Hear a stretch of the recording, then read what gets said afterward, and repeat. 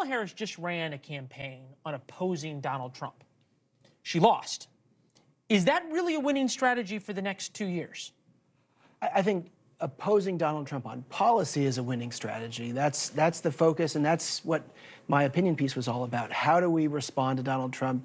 Zone defense, it's not going to work. We got to go man on man, and every time he appoints someone to the cabinet, we should have someone in our own version of the British system, a shadow cabinet, to take that spot, not just to talk about this stuff that, you know, we're against, but what we're for. And that's the piece that I really want to get out there, because we got great ideas and we got great messengers, and we need to borrow from the British to do this.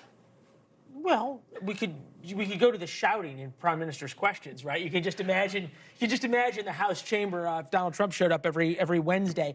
This I thought was interesting, though, from Seth Moulton, who has a slightly different idea on this. Take a listen.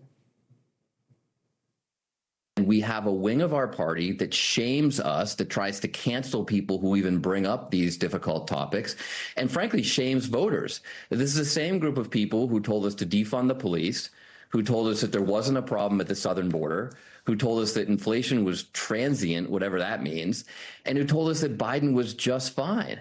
And they're out of touch with voters. Some of the people you listed in your shadow cabinet are on that list that'd be pretty close to being out of touch with where the middle of America that you need to get back is. You know, I think we're a big ticket, you know, we're a big tent party. We got a lot of people with not a different lot opinions. of people inside the tent, right? I mean, so somehow they left at intermission? Well, you know, I think that the point of this is, you know, having a lot of folks talking about specific policies, you know, and to Seth's point, you know, I don't think it was really culture wars that was my takeaway from this election. It was kitchen table issues, because we won in state after state after state on the same ballot that Trump won.